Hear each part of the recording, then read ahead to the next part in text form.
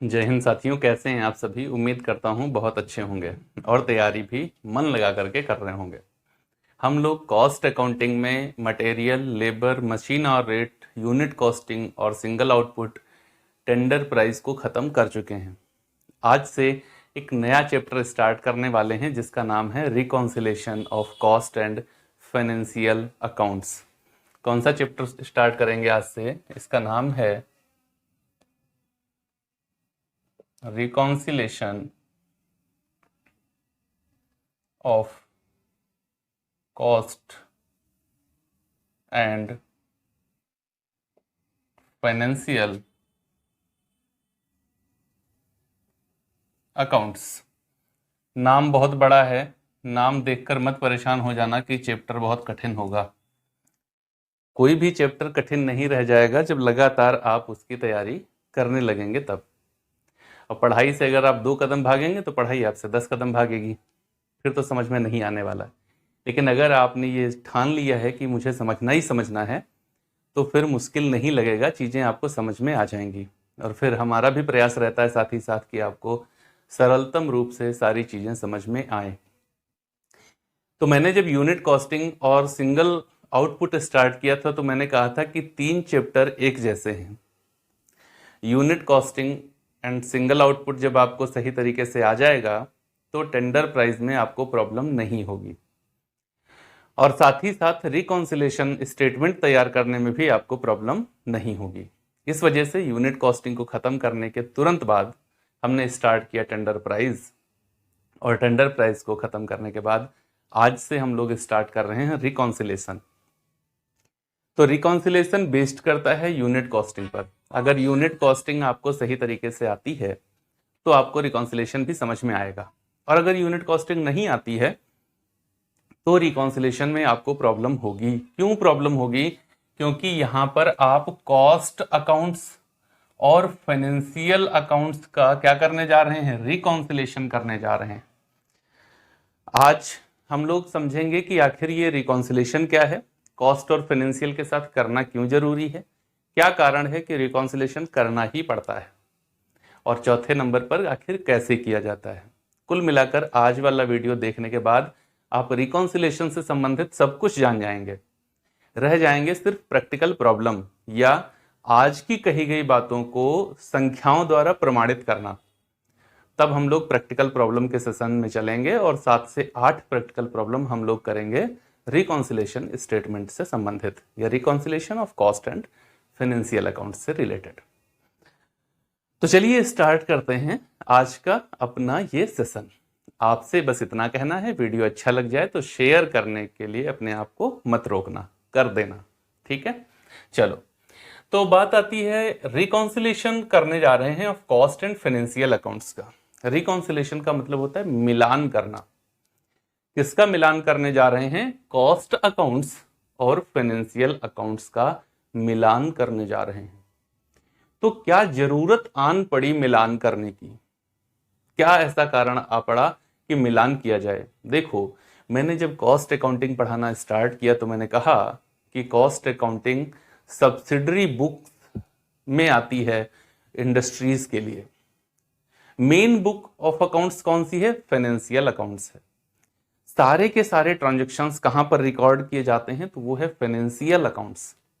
वित्तीय लेखों में सारे फाइनेंशियल ट्रांजैक्शंस लिखे जाते हैं।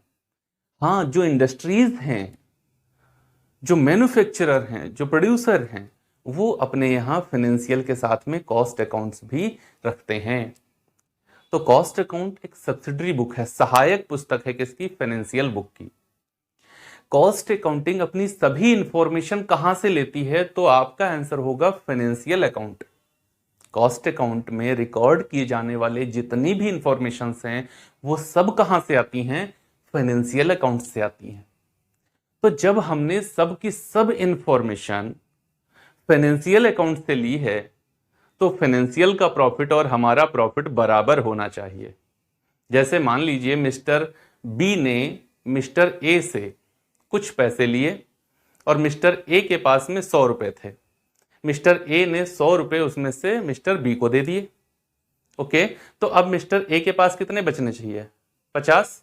अब अगर मिस्टर ए के पास में 40, 45 या 55 बच रहे हैं, इसका मतलब है कि कुछ ना कुछ तो गड़बड़ है। बस यही बात यहां पर है। जब सबकी सब इंफॉर्मेशन कॉस्ट अकाउंट फाइनेंशियल से लेके आई थी, तो उसका प्रॉफिट अलग क्यों है? जबकि व्यवहारिक तौर पर देखा जाएगा तो अलग अलग ही मिलेगा। तो क्यों अलग है कॉस्ट का प्रॉफिट फाइनेंशियल के प्रॉफिट से?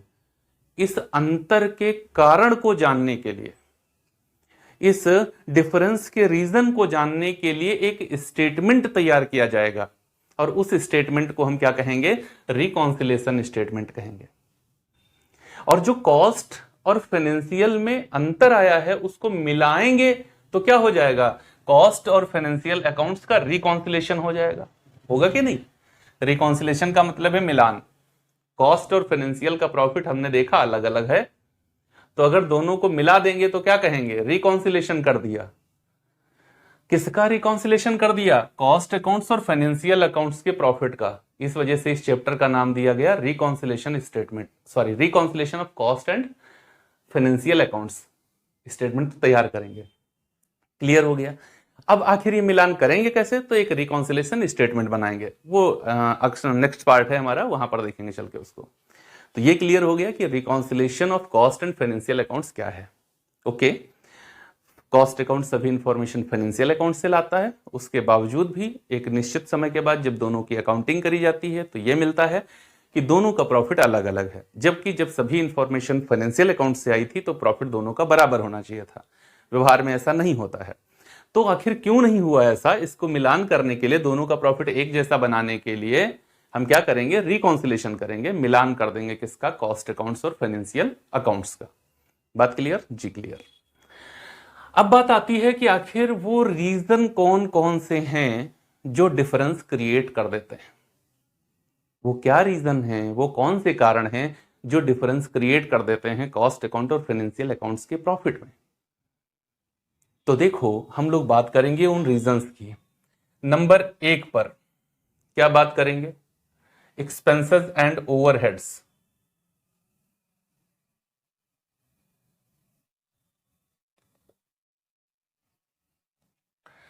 जब हम लोग फाइनेंशियल अकाउंट्स की बात करते हैं, जब पीएल अकाउंट बनाते हैं तो वहां क्या कहते हैं? ये एक्सपेंसेस हैं।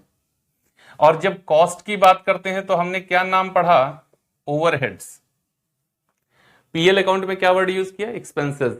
और कॉस्ट में क्या वर्ड यूज किया? ओवरहेड्स। एक्सपेंसेस ऑलवेज क्या होते हैं? एक्सपेंसेस क्या होते हैं ऑलवेज? एक्सपेंसेस ऑलवेज रियल होते हैं या एक्चुअल होते हैं। क्या होते हैं? एक्चुअल होते हैं, वास्तविक होते हैं। और जो ओवरहेड्स होते हैं ये ऑलवेज क्या होते हैं? एस्टिमेटेड होते हैं, अनुमानित होते हैं। अच्छा, आप सोच के देखो, एक जगह बिल्कुल सटीक आना पाई मिलाकर, मतलब एक एक पैसा मिलाकर हम लिख रहे हैं और एक तरफ अनुमान लगा रहे हैं, तो अनुमान वास्तविकता नहीं हो सकता। सडन कभी हो जाए, हो भी सकता है, लेकिन हमेशा अनुमान वास्तविकता नहीं हो सकता। वास्तविकता के निकट होता है। अनुमान ऑलवेज क्या होता है? वास्तविकता के निकट होता है, ना कि वास्तविक। और ये तो वास्तविक है।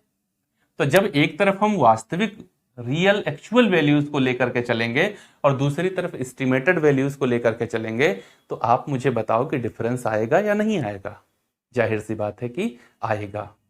तो ये एक कारण मिल गया हमको कि इस वजह से कॉस्ट अकाउंट्स के प्रॉफिट और फाइनेंशियल अकाउंट्स के प्रॉफिट में डिफरेंस पाया जाता है। नंबर 2, फाइनेंशियल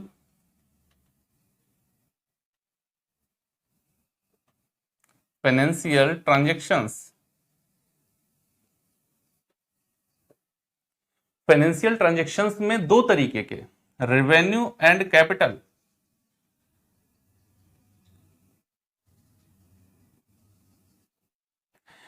जब कॉस्ट अकाउंट की बात करते हैं तो वहां हम फाइनेंशियल ट्रांजैक्शंस को रिकॉर्ड ही नहीं करते। कॉस्ट अकाउंट में फाइनेंशियल ट्रांजैक्शंस को रिकॉर्ड नहीं किया जाता। रेवेन्यू में भी क्या होता है? एक्सपेंसेस और इनकम। इधर कैपिटल में भी क्या होता है? Expenses and income. तो जब हम लोग कॉस्ट अकाउंटिंग करते हैं तो फाइनेंशियल एक्सपेंसेस को भी रिकॉर्ड नहीं करते और इनकम को भी रिकॉर्ड नहीं करते, फिर वो चाहे रिवेन्यू टाइप की हो चाहे कैपिटल टाइप की हो। रिवेन्यू कैपिटल में डिफरेंस समझ में आता है? नहीं आता है? नहीं आता हो तो फाइनेंशियल अकाउंटिंग की प्लेलिस्ट में इस पर अलग से वीडियो दिया है, वहां देख लीजिएगा। तो रिवेन्यू और कैपिटल दोनों ही तरीके के फाइनेंशियल ट्रांजेक्शन्स को हम रिकॉर्ड नहीं करते। कहां? कॉस्ट अकाउंट में। और फाइनेंशियल अकाउंट में करते हैं। तो बताओ, एक तरफ हम रिकॉर्ड ही नहीं करेंगे और एक तरफ रिकॉर्ड करेंगे तो डिफरेंस आएंगे या नहीं आएंगे? तो ये दूसरा रीजन है कि डिफरेंसेस पाए जाते हैं। इनके कुछ उदाहरण दे दूं। रिवेन्यू एक्सपेंसेस ये क्या है? जैसे इंटरेस्ट ऑन कैपिटल, इसको हम लोग कहीं कहीं पर भी फाइनेंशियल अकाउंटिंग में, सॉरी कॉस्ट अकाउंटिंग में नहीं लिखेंगे। लॉस ऑन स्पेकुलेशन नहीं लिखेंगे। रिवेन्यू इनकम की बात करें तो इंटरेस्ट ऑन इन्वेस्टमेंट नहीं लिखते। ट्रांसफर फीस कहीं नहीं लिखते, कॉस्ट अकाउंटिंग में इनको लिखते ही नहीं। ठीक है ना, नहीं लिखते। एब्सोलेंस लॉसेस हो गए, नहीं लिखते। अच्छा, कैपिटल में क्या आएगा? Loss on revaluation of fixed assets, स्थायी संपत्तियों के पुनर्मूल्यांकन पर हानि हो गई, हम कभी नहीं लिखेंगे कॉस्ट अकाउंटिंग के अंदर। Loss on sale of investment हम कभी नहीं लिखेंगे कॉस्ट अकाउंटिंग के अंतर्गत, जबकि फाइनेंशियल में लिखते हैं। प्रोविजन फॉर इनकम टैक्स कभी नहीं लिखेंगे हम लोग कॉस्ट अकाउंटिंग के अंदर, कभी नहीं लिखते हैं, कहीं नहीं पढ़ा होगा आपने, लेकिन फाइनेंशियल में ये सब मेन पार्ट में आते हैं।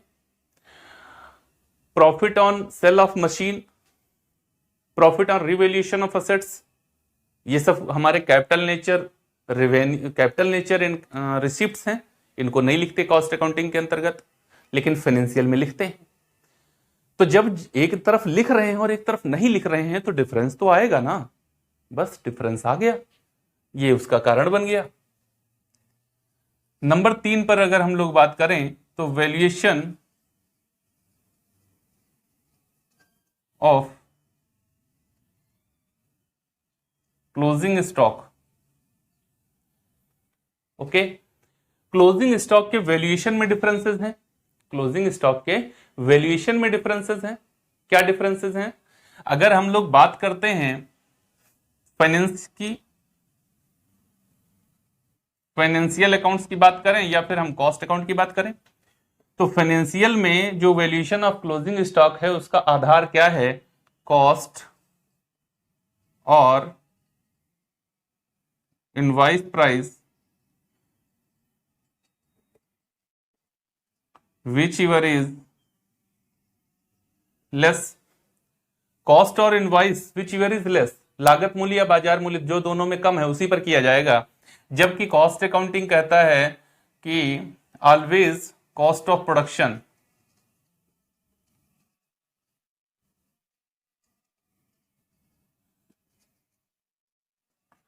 ऑलवेज क्लोजिंग स्टॉक का वैल्यूएशन कैसे किया जाएगा? कॉस्ट ऑफ प्रोडक्शन बेस्ड होगा, उत्पादन की लागत के आधार पर किया जाएगा। जबकि यहां पर कह रहा है कॉस्ट और इनवॉइस व्हिचएवर इज लेस। ये किस कॉन्सेप्ट के अंतर्गत ऐसा होता है? कॉन्सेप्ट नहीं, कन्वेंशन लगती है इसके पीछे। तो कौन सी कन्वेंशन है जिसके पीछे फाइनेंशियल अकाउंटिंग में क्लोजिंग स्टॉक का वैल्यूएशन ऑलवेज ऐसे ही किया जाता है? अगर आपको पता हो तो कमेंट बॉक्स में बताइएगा। कौन सी कन्वेंशन ऐसी है जो कहती है कि क्लोजिंग स्टॉक का वैल्यूएशन कॉस्ट और इनवॉइस व्हिचएवर इज लेस पर ही किया जाए? अगर पता है तो कमेंट बॉक्स में बताइए, नहीं पता है तो हम बताएंगे आपको, पूछिए कमेंट बॉक्स में। देखो, ये हमने कहने को 3, वैसे मैंने इनके कई अगर आप पार्ट कर लीजिए तो यहां पर आपको समझ में आ जाएगा कि ये कई एक रीजन हैं जिनकी वजह से कॉस्ट अकाउंट और फाइनेंशियल अकाउंट का प्रॉफिट अलग अलग आ जाता है। कॉस्ट अकाउंट और फाइनेंशियल अकाउंट का प्रॉफिट अलग अलग आ जाता है। अलग अलग होना नहीं चाहिए। जब अलग अलग हो जाएगा तो अगला नंबर आता है हमारा कि इसके दुष्परिणाम क्या होंगे, इसका प्रभाव क्या पड़ेगा। तो देखो, अगर कॉस्ट और फाइनेंशियल का प्रॉफिट अलग अलग आ गया तो इसके नुकसान क्या होंगे? सबसे पहला नुकसान होगा कि लोगों का विश्वास हट जाएगा कॉस्ट अकाउंटिंग के ऊपर से। कॉस्ट अकाउंटिंग विश्वसनीय नहीं रह जाएगी क्योंकि वो कुछ अलग राग अलाप रही है और फाइनेंशियल अकाउंटिंग कुछ अलग। राग का मतलब है प्रॉफिट, फाइनेंशियल अकाउंटिंग कुछ और प्रॉफिट दिखा रहा है और कॉस्ट अकाउंटिंग कुछ अलग प्रॉफिट दिखा रही है। जब दोनों ही अलग अलग प्रॉफिट दिखाएंगे तो लोगों का विश्वास किस पर रहे कि आखिर कौन सही है, फाइनेंशियल सही है या कॉस्ट सही है, तो विश्वसनीयता का अभाव हो जाएगा। नंबर 2, कॉस्ट ऑडिट किस आधार पर हो। जब लागत अंकेक्षण की बात आएगी तो वो तो फाइनेंशियल से एकदम अलग है। अब उसका अंकेक्षण, उसकी जांच किस तरीके से हो तो उसके ऑडिटिंग में प्रॉब्लम आएगी। ये दूसरा दुष्परिणाम होगा। नंबर 3, जब कॉस्ट अकाउंटिंग और फाइनेंशियल अकाउंटिंग अलग अलग तरीके से अपना प्रॉफिट प्रेजेंट करेंगे तो चोरी और गबन की संभावनाएं बढ़ जाएंगी, थेफ्टिंग बढ़ जाएगी। चोरी करना बहुत आसान हो जाएगा कर्मचारियों के लिए, क्योंकि प्रॉफिट चाहे जैसा आए, मटेरियल चाहे जैसे चला जाए, कोई दिक्कत नहीं, क्योंकि प्रॉफिट तो अलग अलग आ सकता है। तो इस वजह से बीच में चोरी करना, गबन करना बहुत आसान हो जाएगा। यह तीसरा दुष्परिणाम होगा।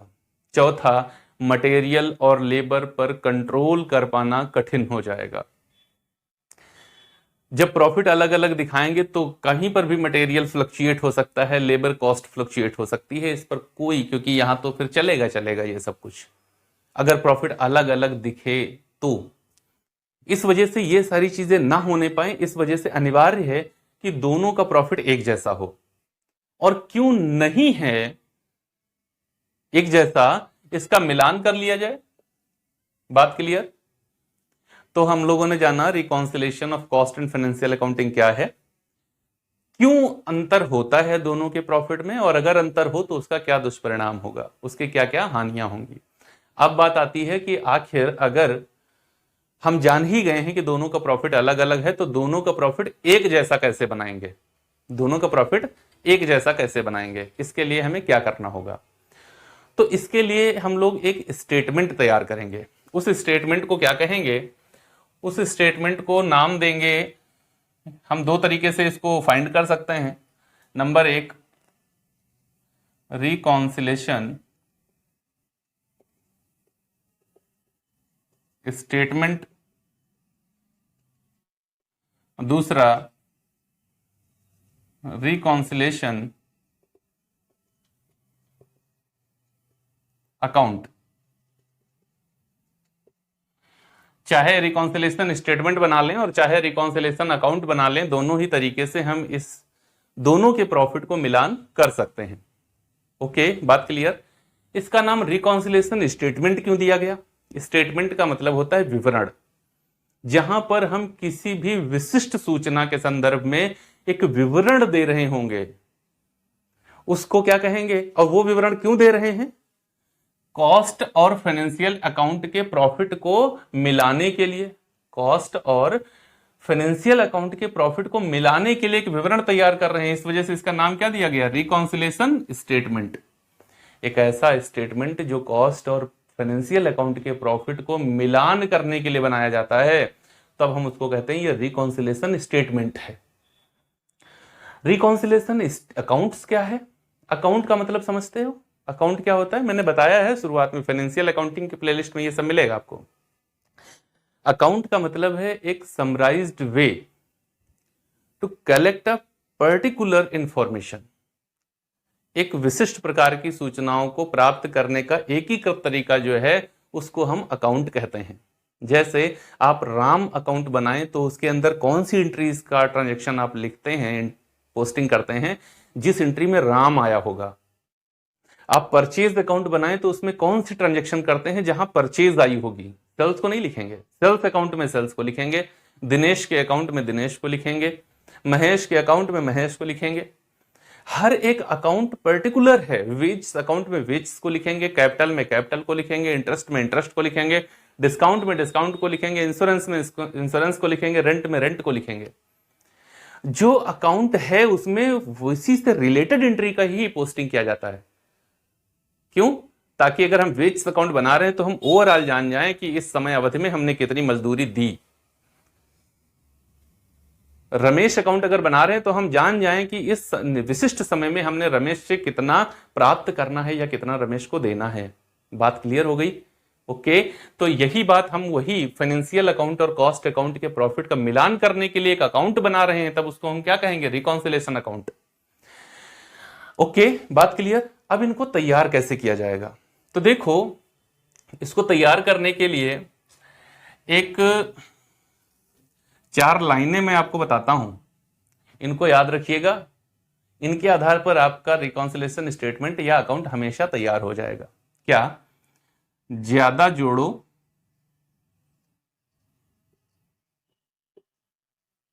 और कम घटाओ, आय जोड़ो और व्यय घटाओ, अंतिम रहतिये को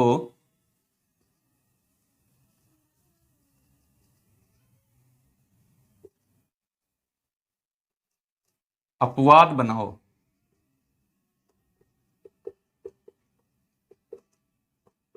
इसके आधार पर आपका रिकॉन्सिलेशन स्टेटमेंट ऑलवेज बन जाएगा। क्या करना है, कॉस्ट अकाउंट को बेस बनाकर हम चलेंगे। बेस किसका लेंगे, आधार किसका लेंगे, कॉस्ट अकाउंट में दिए गए प्रॉफिट का आधार लेंगे।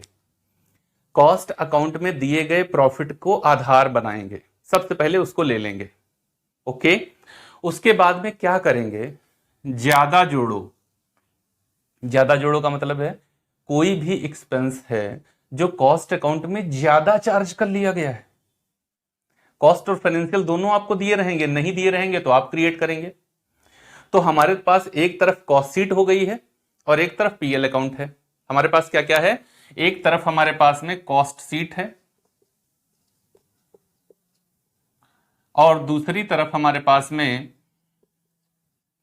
पीएल अकाउंट है। ये हमेशा हमारे पास रहेंगे, नहीं रहेंगे तो हम बनाएंगे।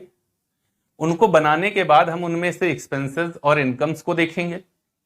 उन इनकम और एक्सपेंसेस में हम क्या देख रहे हैं कि कोई भी खर्च, कोई भी एक्सपेंस ज्यादा चार्ज किया गया है, ज्यादा ओवर चार्ज किया गया है, ओवर रिकवर्ड किया गया है। कहां पर, कॉस्ट अकाउंट में। तो उसको क्या करेंगे, जोड़ लेंगे, ऐड कर देंगे। अच्छा, कम घटाओ, अगर कोई एक्सपेंस अंडर चार्ज किया गया है कॉस्ट अकाउंट में, कहां, हमेशा बात कहां पर जाएगी, कॉस्ट अकाउंट पे जाएगी। हमेशा बात कहां जाएगी, कॉस्ट अकाउंट पे जाएगी। कोई भी एक्सपेंस कॉस्ट अकाउंट में अंडर चार्ज किए गई, कोई भी एक्सपेंस कॉस्ट अकाउंट में अंडर चार्ज किया गया तो उसको क्या करेंगे, घटा देंगे। कम चार्ज किया गया तो, अंडर चार्ज किया गया तो क्या करेंगे, घटा देंगे। ओवर चार्ज किया गया तो ऐड करेंगे, अंडर चार्ज किया गया तो लेस करेंगे। कोई भी इनकम, आय जोड़ो, कोई भी इनकम कॉस्ट अकाउंट में नहीं लिखी गई तो उसको क्या करेंगे, इनकम को ऐड करेंगे। कोई भी इनकम जो कॉस्ट अकाउंट में नहीं लिखी गई, ध्यान देना मेरे बच्चे, मेरे भाई, एक ही चीज पर कहां हमें फोकस्ड रहना है, कॉस्ट अकाउंट पर। कॉस्ट अकाउंट में इनकम नहीं लिखी गई तो क्या करेंगे, जोड़ दीजिए। अच्छा, जैसे कहे कि फाइनेंशियल अकाउंट में लिखी गई, जैसे कहे transfer fees recorded in the financial books या record in the PL account, तो इसका दूसरा मतलब क्या हो गया, transfer fees is not record in cost account. Okay, तो देख, ये हमेशा ध्यान रखना, कॉस्ट अकाउंट में नहीं लिखा गया, इसको दो तरीके से प्रेजेंट करेगा। एक सीधा सीधा कहेगा कॉस्ट अकाउंट में नहीं लिखा गया, दूसरी तरफ कहे कि फाइनेंशियल में लिखा गया, तो भी तो मतलब यही है कि कॉस्ट में नहीं लिखा गया। तो अगर कोई भी इनकम कॉस्ट अकाउंट में नहीं लिखी गई तो क्या करेंगे, जोड़ लेंगे। क्लियर। और कोई भी एक्सपेंस जो कॉस्ट अकाउंट में नहीं लिखा गया, कोई भी एक्सपेंस जो कॉस्ट अकाउंट में नहीं लिखा गया उसको क्या करेंगे, लेस कर देंगे। ओके, तो कोई भी एक्सपेंस जो ओवर चार्ज किया गया है कॉस्ट अकाउंट में उसको ऐड करेंगे, जो अंडर चार्ज किया गया है कॉस्ट अकाउंट में उसको लेस करेंगे, जो इनकम कॉस्ट अकाउंट में नहीं रिकॉर्ड की गई है उसको ऐड करेंगे, जो एक्सपेंस कॉस्ट अकाउंट में नहीं रिकॉर्ड किए गए हैं उनको लेस करेंगे। क्लोजिंग स्टॉक को अपवाद बनाओ, अंतिम रहतिये को अपवाद बनाओ, एक्सेप्शनल केस रहेगा ये। इसका मतलब क्या है, यहां ध्यान देना, अगर ओवर वैल्यूएशन ओपनिंग स्टॉक का होता है तो वो ऐड होता है, और ओवर वैल्यूएशन अगर क्लोजिंग स्टॉक का होता है तो वो लेस होता है। तो ये तो दो पक्ष होते हैं ना स्टॉक के। जब हम बात स्टॉक की करेंगे, स्टॉक की, तो इसके तो दो पक्ष हो जाएंगे। कौन कौन सा? ओपनिंग स्टॉक और क्लोजिंग स्टॉक। तो ये कह रहा है, क्या कह रहा है? अंतिम रहती को अपवाद बनाओ। इसका ओपनिंग स्टॉक ऐड होगा ओवर वैल्यूएशन, क्लोजिंग स्टॉक का ओवर वैल्यूएशन लेस होगा। क्लोजिंग स्टॉक का अंडर वैल्यूएशन ऐड होगा, ओपनिंग स्टॉक का अंडर वैल्यूएशन लेस होगा।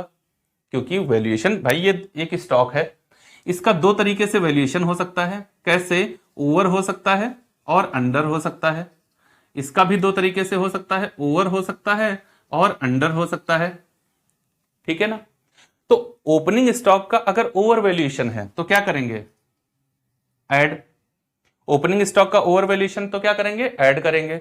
और क्लोजिंग स्टॉक का ओवर वैल्यूएशन तो क्या करेंगे? लेस करेंगे। ओपनिंग स्टॉक का अंडर वैल्यूएशन है तो क्या करेंगे? लेस करेंगे। सॉरी, यहां पर हाँ, ओपनिंग स्टॉक का अगर अंडर वैल्यूएशन तो क्या करेंगे? लेस करेंगे। और क्लोजिंग स्टॉक का अंडर वैल्यूएशन है तो क्या करेंगे? ऐड करेंगे। तो एक ही बात दो दो बार घूम जा रही है, इसी वजह से क्या कह रहा है? ये एक्सेप्शनल केस है, ये अपवाद वाला मैटर है। ठीक है? तो क्या करना है? देखो हमने बता दिया सब कुछ। ओपनिंग स्टॉक का ओवर वैल्यूएशन ऐड होगा, अंडर वैल्यूएशन लेस होगा। क्लोजिंग स्टॉक का ओवर वैल्यूएशन लेस होगा और अंडर वैल्यूएशन ऐड होगा। बात क्लियर है? अब इसका फॉर्मेट अगर आप देख, आपको दिख रहा होगा। जब हम रिकॉन्सिलेशन स्टेटमेंट की बात करेंगे तो जितना हमने बताया देखो सब कुछ वही दिख रहा होगा आपको। सबसे ऊपर देखिए फॉर्मेट में आपको सबसे ऊपर लिखा होगा profit as per cost account या कॉस्ट बुक, और उसको हमने दो कॉलम के साथ इस अकाउंट को बनाते हैं, सेकंड कॉलम में लिख दिया। उसके बाद में ऐड किया जितने भी देखो ओवर चार्ज्ड हैं, जितने भी ओवर चार्ज, जैसे factory overheads over charge, office overheads over charge, ठीक है ना, जितने भी एक्सपेंस जो इनकम थी जो नहीं लिखी गई, जैसे ट्रांसफर फीस है, डिविडेंड्स रिसीव्ड है, इंटरेस्ट ऑन इन्वेस्टमेंट है, जो कुछ नहीं लिखा गया वो सब ऐड में जाएगा। ओपनिंग स्टॉक का ओवर वैल्यूएशन ऐड में जाएगा। लेस में क्या जाएगा? लेस में क्या जाएगा? जिन खर्चों को हमने नहीं लिखा था वो सब लेस में जाएंगे, जैसे प्रोविजन फॉर टैक्स हो जाए, under valuation of factory overheads हो जाए, under valuation of office overheads हो जाए, under valuation of selling and distribution overheads हो जाए। ठीक है ना? कोई भी एक्सपेंस राइट ऑफ कर रहे हो, जैसे गुडविल राइट ऑफ हो, प्रिलिमिनरी एक्सपेंस राइट ऑफ हो, इनको सबको लेस किया जाएगा। ओके। एब्सोलेंस लॉसेस हो, कोई भी किसी भी तरीके का लॉस हो उसको हम लोग लेस करेंगे। क्लियर? फिर उसके ऊपर से हम टोटल करते हैं, जितना ऐड वाला लिखा हुआ है उसके बराबर से लाइन खींचते हैं, टोटल करते हैं और कॉस्ट अकाउंट्स के प्रॉफिट के साथ उसको ऐड कर लेते हैं और उसमें से नीचे वाली वैल्यूज माइनस कर देते हैं, तो हमारा प्रॉफिट जो है वो पीएल अकाउंट का निकल के आ जाएगा। इसी बात को आप अकाउंट के माध्यम से भी समझ सकते हैं। अकाउंट्स जब हम बनाते हैं तो जितना हमने ऐड वाला पार्ट है ऊपर का वो सब क्रेडिट साइड चला जाता है। देखो जितना ऐड के ऊपर वाला पार्ट है, ऐड के साथ वाला पार्ट है वो सब क्रेडिट साइड, और लेस वाला पूरा पार्ट डेबिट साइड। क्रेडिट का टोटल करके डेबिट में डिफरेंस निकालते हैं और हमारा profit as per PL account आ जाता है। इस चैप्टर की सबसे अच्छी बात यही है, एग्जामिनेशन हॉल में बैठ करके आप संतुष्ट हो सकते हैं कि मैंने क्वेश्चन सही किया या गलत किया, और कोई क्वेश्चन जान नहीं पाओगे कि सही किया गलत किया, वो तो बाद में ही घर पे आओगे मिलान करोगे तभी पता चलेगा। इस क्वेश्चन का आंसर निकालने के बाद आप जान लोगे कि मैंने क्वेश्चन सही कर दिया या फिर क्वेश्चन गलत हो गया, 15 नंबर मेरे हो गए या 15 नंबर मेरे नहीं हुए। कैसे? आपको क्वेश्चन के अंदर कॉस्ट अकाउंट और फाइनेंशियल अकाउंट दोनों का प्रॉफिट दिया रहेगा।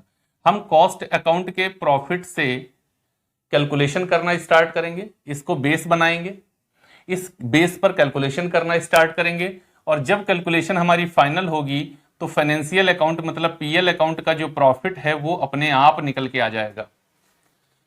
दोनों प्रॉफिट आपको दिए रहेंगे, कॉस्ट अकाउंट का प्रॉफिट आप बेस लेकर चलेंगे और ये वाला प्रॉफिट अपने आप बाय द कैलकुलेशन आएगा। जब ये प्रॉफिट आ जाए तो समझ लो क्वेश्चन सही लगा लिया, और अगर ये नहीं आए तो फिर क्वेश्चन आपने गलत लगा दिया, उसको सही कर सकते हो। बात समझ में आ गई? जी बात समझ में आ गई है। तो हमने reconciliation of cost and financial accounts को समझा है या समझने का प्रयास किया है, क्योंकि हमने तो समझाने का अपना पूरा प्रयास किया है। अब ये कितना सार्थक हुआ है ये तो आप ही बता सकते हैं, वो भी कहाँ? कमेंट बॉक्स में। तो मेरा ये मानना है कि अगर लगातार आपने ये पूरा वीडियो देख लिया है तो अब आपको प्रैक्टिकल प्रॉब्लम करने में कोई भी समस्या नहीं आएगी। हम लोग अपने अगले वीडियो से प्रैक्टिकल प्रॉब्लम करना शुरू कर देंगे। 7 से 8 प्रैक्टिकल प्रॉब्लम हम लोग इस चैप्टर से रिलेटेड करेंगे। साथ ही साथ मैं आपको यह भी बता दूं, अगर आपका unit costing, single output, tender price और रिकॉन्सिलेशन स्टेटमेंट आपने पढ़ लिया है सही तरीके से, तो लगभग 30 नंबर आपके हो जाते हैं। क्योंकि यूनिट कॉस्टिंग, टेंडर प्राइस में से एक क्वेश्चन आता है आपका 15 नंबर का और एक रिकॉन्सिलेशन से आता है 15 नंबर का। तो अगर आपकी किस्मत बहुत अच्छी हुई तो ये केवल 3 चैप्टर पढ़कर आप 30 नंबर लेंगे। और कभी कभी क्या होता है कि इन तीनों से ही कोई एक क्वेश्चन आता है, यूनिट कॉस्टिंग, टेंडर प्राइस और रिकॉन्सिलेशन, इन तीनों से कोई एक क्वेश्चन पूछा जाता है। तो 15 नंबर तो डेफिनेटली आपको मिल ही जाएंगे अगर ये 3 चैप्टर आपने सही तरीके से पढ़ लिए हैं तो। Unit costing, single output, tender price और रिकॉन्सिलेशन, तीनों ही यूनिट कॉस्टिंग पर बेस्ड हैं। यूनिट कॉस्टिंग अगर आपको समझ में आती है तो ये सब समझ में आएंगे आपको। तो हमारी तरफ से ये वीडियो यहीं पर समाप्त होता है। हम लोग मिलेंगे अगले वीडियो में और वहां से प्रैक्टिकल प्रॉब्लम करना शुरू करेंगे। वीडियो अच्छा लगे तो like, comment, share and subscribe करने की जिम्मेदारी आपकी है। इच्छा भी आपकी। मिलेंगे अगले वीडियो में, तब तक के लिए जय हिंद दोस्तों।